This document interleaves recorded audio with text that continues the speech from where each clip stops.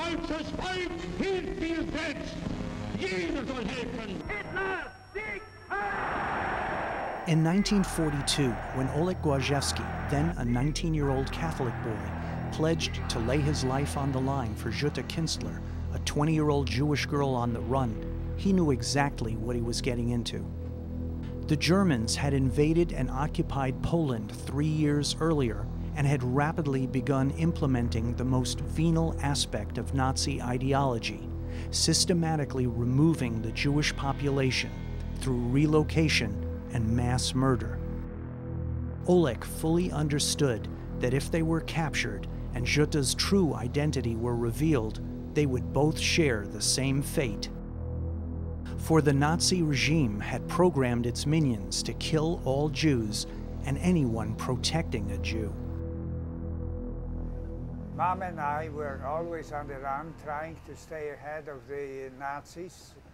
And as they say, it's difficult to hit a moving target, so we would travel on the trains from one place to another, and at the same time trying to make a living because we had no money. And then moving again, maybe buying something over there that they had and bring to another place that was needed.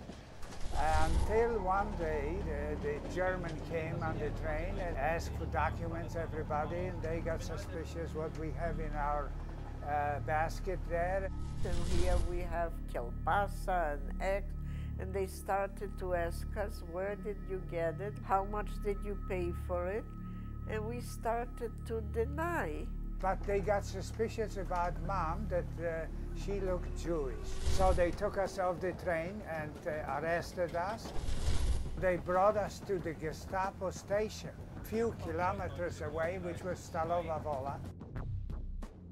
Ironically, this was the very same town where Oleg had first met Jutta after she'd fled the Nazis in Rohatyn. Stalowa Wola, where their relationship had begun, now looked like the place where it could end. Yes, this was the building. That's right. Mom was on this side of the basement, and I was over here. Yes.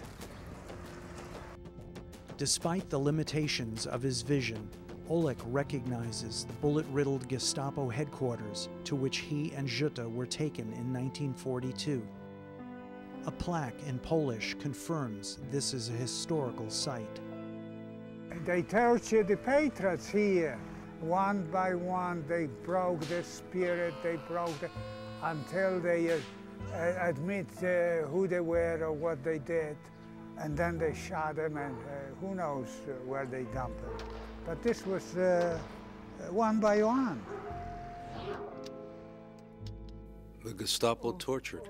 They wanted to destroy you and consequently to uncover information. Their methods were ruthless, they were persistent, and they were not limited by anything whatsoever. Jews, especially city Jews, were deeply afraid of dogs, and the use of dogs to intimidate Jews was widespread. This is the Villa of Terror here. It's just a cosmic flashback. The dog is an eerie reminder of my parents' own unique experience here. And with the dogs here, boy, that dog saved my life because the dog threw himself against the Gestapo when he was hitting me with the whip with lead at the end. And when they came with a vicious dog to Mom, he brought out a big dog, a German Shepherd, and started after him. He should bite me, he should do. And that dog just looked at me, and I just said, I talked Polish to the dog. Come here, doggy. Come here, doggy. I'm sure you are better than he is. He's a worse dog. I talked to that German like you talk to a dog, because when you don't care, that's how you are. So obviously, it was not meant. The dog knew to save our life. After a certain point, Martin, I was not that scared because I didn't know if anybody of my family survived, if there is a place to go. I knew I'm pregnant and I didn't have a pot to pee. So whatever, I was just praying the sooner the better and just painless. I wanted to die. Haven't you heard that some people at certain situations want to go? They couldn't get any confession and they got frustrated and they said, the hell with him, take him to the woods and shoot him. And it was these woods, right? So these were the woods here. And that Gestapo, I never forget his face, pulled his revolver and ordered us to walk.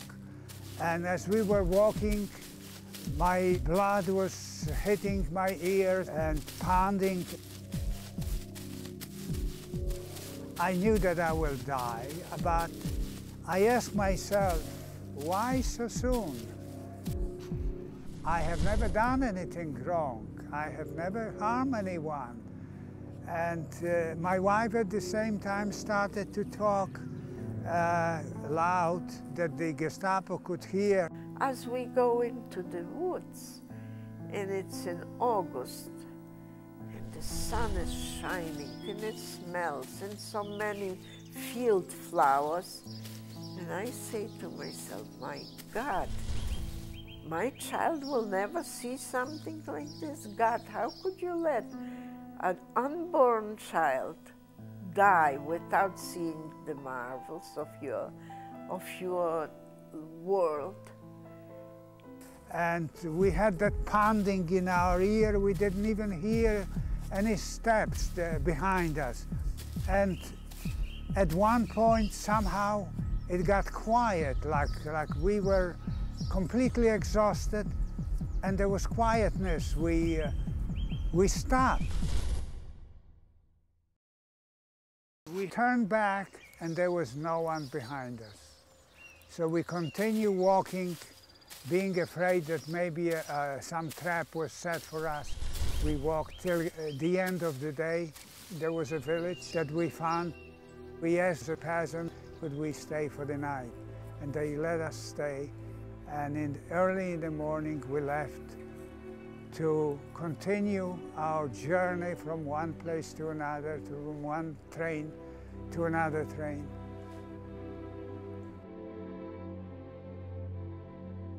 While so many Nazis were willing accomplices to Hitler's obsession to destroy the Jewish people, the Nazi who took my parents on their death march somehow couldn't pull the trigger. Did he discover his humanity in that moment? Did he worry that he'd be damned for eternity?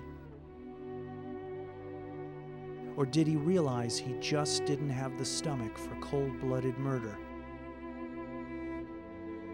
We have often wondered. There were German soldiers who had been killers, who did not kill because they wanted to kill, but because they were afraid not to kill. Because they were afraid of losing face in front of their colleagues, in front of their comrades. Because they were afraid of the consequences of their officers. They were afraid of being called cowards. When he took a man and a woman, a pregnant woman, into the woods, it then was not up to his officer. It was not then up to his comrades. It was not up to his fellow SS men, his fellow Gestapo people. It was up to him one-on-one. This is remarkable. Many of us are prepared to do things in privacy with the full knowledge that we will not get caught, that are awful and evil and terrible, which we would never do in public where we could possibly get caught. Here's somebody who could do something in public that was terrible and awful, but in privacy, when it was only him, a man and a woman, and perhaps God, he just couldn't do it.